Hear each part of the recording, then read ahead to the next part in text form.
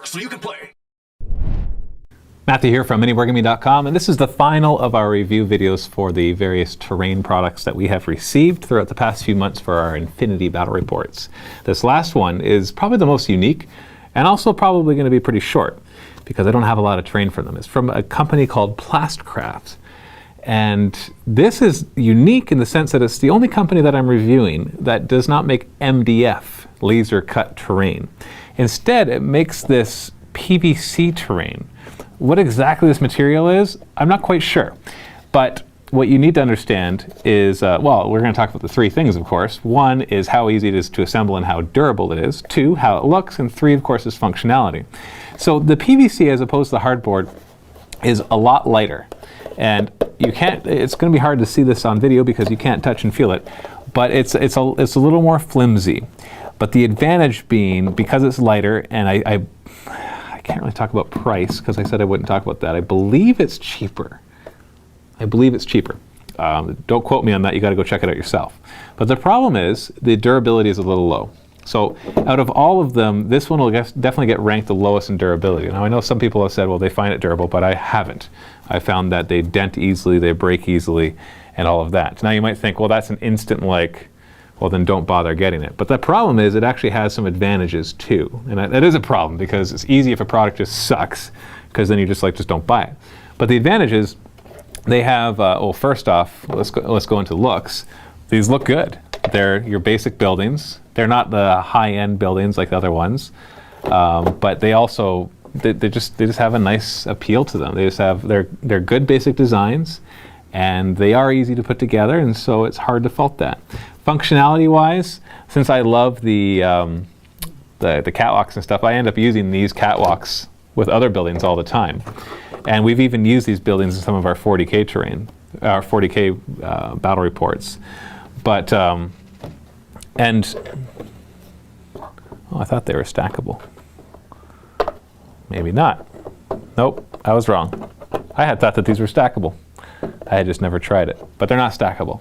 So functionality-wise, they're pretty minimal. So I hate to say it because, you know, the stuff it's not bad, and I think the price-wise it'll be the best one, even though that's not something I'm really reviewing. It's just not as solid, like literally speaking and figuratively speaking, as some of the other ones out there. They do make a wide range of stuff for a lot of different games, and so it's possible that because I only have access to this small amount, that I'm not getting a full taste of it. So I do want to put that disclaimer there. And there is a reason I'm hedging all of this. It's because, like I said, I only have a few buildings, and I've had so much other terrain that this stuff just doesn't seem to jump out as much. But the one thing that you can investigate and see if it makes a big difference to you, of course, is the price, which might be why they do it with the PVC. So out of all of them, it would probably get my lowest ranking, which I just have to kind of come out and say, you guys got to know, based on my experience with all the different stuff that we've used, this will receive the lowest ranking, both because it warps, it breaks, not easily. It's not like I just pick it up and it breaks, but it's out of all the stuff, it seems to be the least durable. And just functionality-wise, at least these buildings are just kind of very simplistic, which has worked really well in 40K, but not so much in Infinity.